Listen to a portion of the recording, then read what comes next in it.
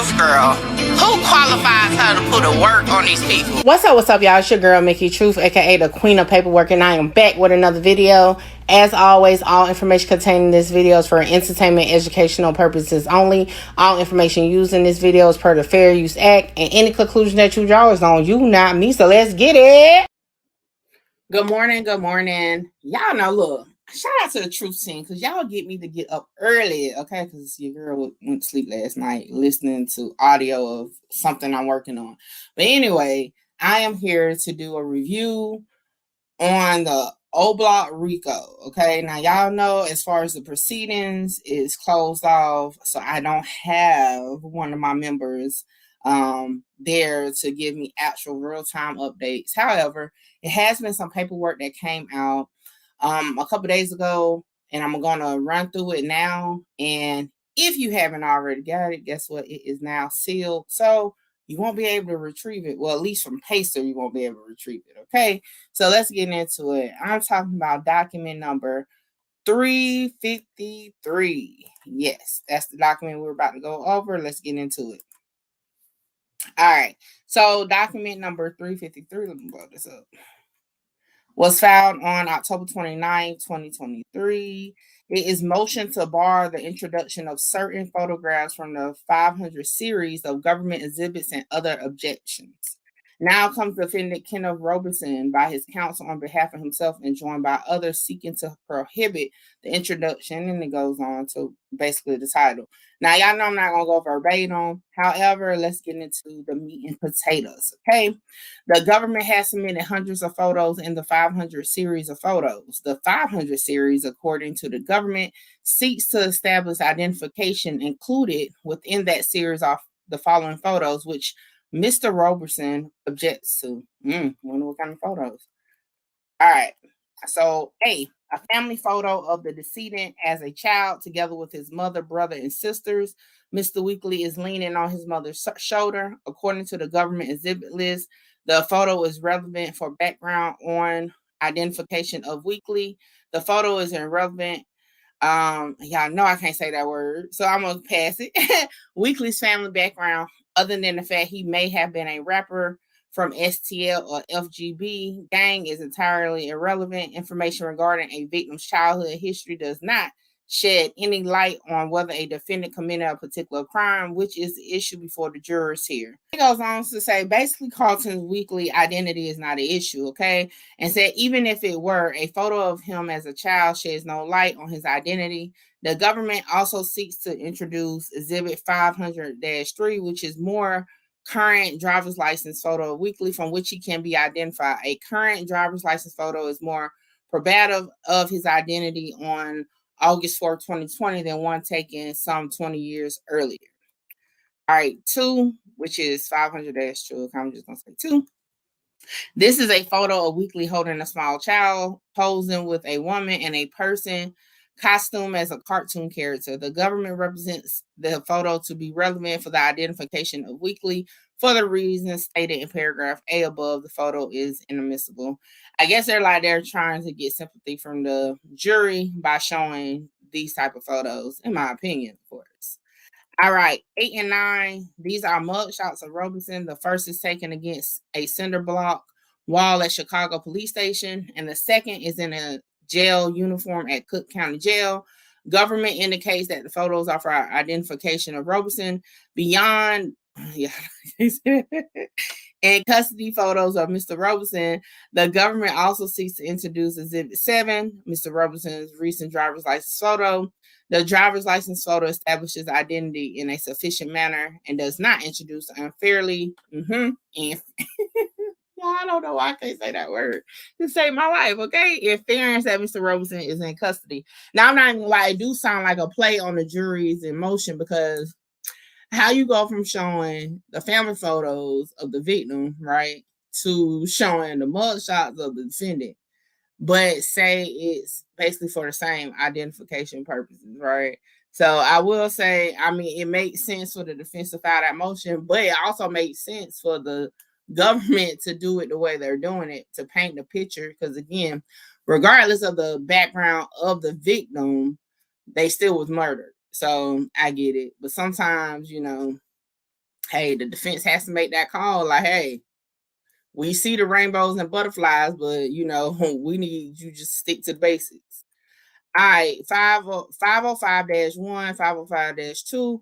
These are post-arrest photos showing Liggins wearing a black hoodie and depicting a complete body profile showing handcuffs.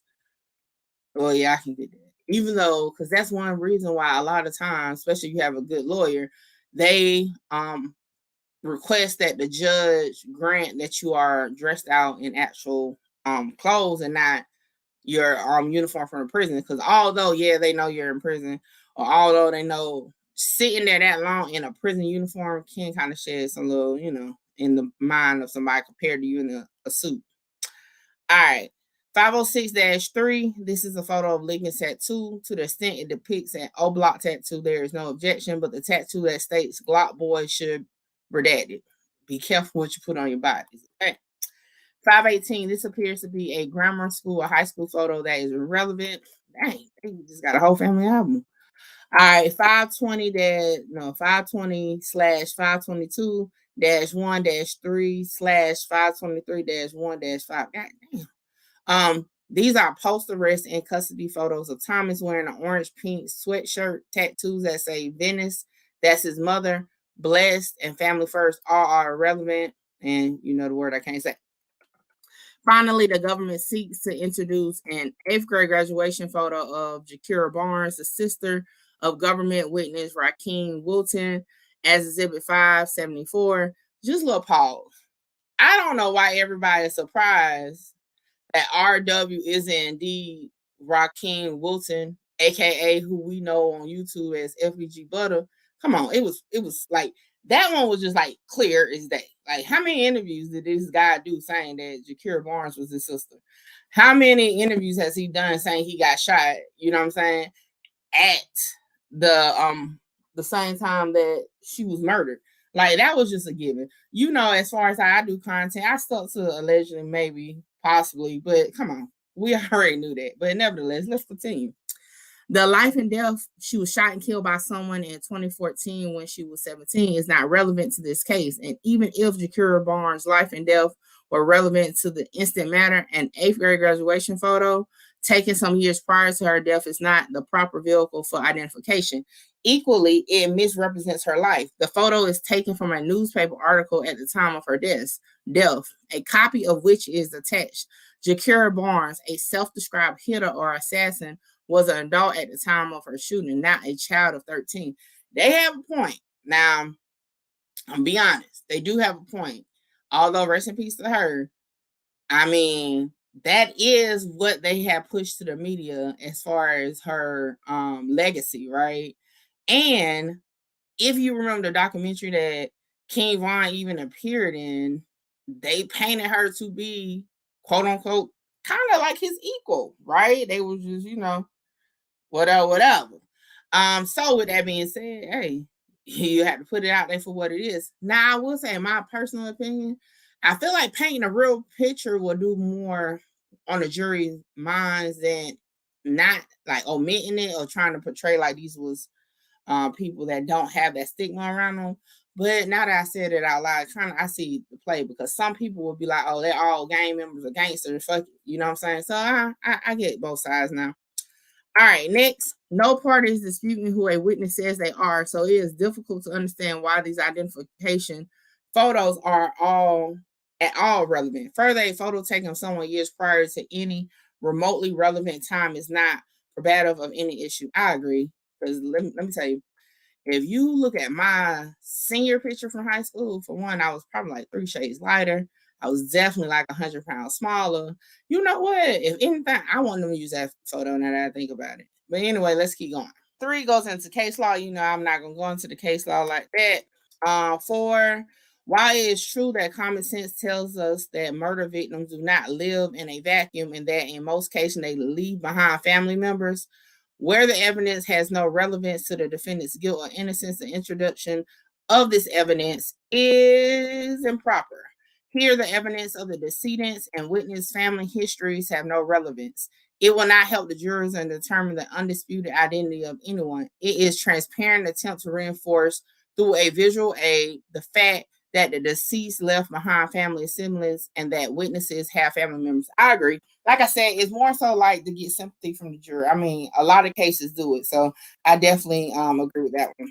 5 is more case law. We're gonna skip past that. 6 is case law. All right, 7. The government has submitted hundreds of photos. There are over 200 photos from the crime scene, hundreds of vehicles being searched, and other matters. Just because the government obtains a photo does not mean what the photo depicts is relevant or that it does not independently generate, the word I can't say. Likewise, just because the government wants to submit redundant photos does not give them the right to do so. The government need not spend days on improving uncontested matters, and this court should restrict the presentation of the evidence accordingly. And one thing in particular, they do that. They go through and they just bombard. Again, it's up to the state to prove or the government to prove guilt, right? So what they do is they send all types of stuff over to the defense. And to be honest, out of the 200, they may not even introduce all 200, but the defense doesn't know. So it's just like, okay, boom. Or they can do like ASA Bradley in the YNW Melly case and just bore the juror to the point they start to piece little pieces together and then forget the rest because they're so bored of listening to redundant stuff. So I can see that too. All right. So that's the end of that one. Let's go into, they do have an article attached to this. So with that being said, this is from, what is this from? Well, the title is, okay, Chicago Sun-Times. She called herself a Hitta. A 17-year-old female assassin operated on the South Side. Jakira Barnes, gunned down in 2014, was believed to be a killer for faction of gangster disciples, street gang, according to law enforcement sources. And this was written or posted back in July 23rd, 2015 at 7:28 p.m. CDT time for those who want to know. And it goes into details about her story. Oh, she was very petite, 5'3", 128-pound girl. Once seen as shy at school, was known for something almost unheard of on the streets of Chicago. There are teenage girls who are accomplices in gangs, murders. There are girls who hide gang guns for their boyfriend, but Barnes, who believed to be a hitter, a female assassin. Now that's the guy that wrote this, that was hellified segue into that for sure. Barnes, who kept a stack of newspaper stories about her friends slaying in street violence, was a suspect in 3 to 5 shootings, including at least 1 murder. Talk on the street put the number of shootings much higher at least 15. God damn. Her death in April did nothing to quell the talk about her, as the internet buzzed about Barnes' alleged involvement in gun violence. In an interview with Sun-Times, her mother, Chantel Brown, simply couldn't say whether her daughter was a shooter or not.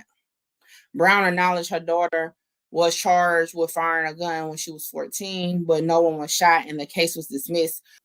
Brown acknowledged her daughter was charged with firing a gun when she was 14, but no one was shot and the case was dismissed when witnesses recanted, she said. Brown says she's seen the homemade rap music videos of her daughter wearing a bandana over her face and waving a handgun, but she never saw a gun in their home. She doesn't know if the video was bravado or something more. So this must be the picture they want to include in evidence. Yep, because it says Barnes was in 8th grade when she entered Southside Charter School. So yeah, that's what that's about. So yeah, that's what that ends up being. That they want to omit that. All right, y'all know I gotta get ready for work. So with that being said, that is one of the most recent documents filed. It is a few more. I'm gonna drop that later. But with that being said, like, comment, share, subscribe, tell a friend to pull up on your girl Mickey Truth. And as always, go over to MickeyTruth.com and get you that merch because you know your girl stay with that work. So until next time, holla! No matter what you go through, do what you got to do and conquer the world.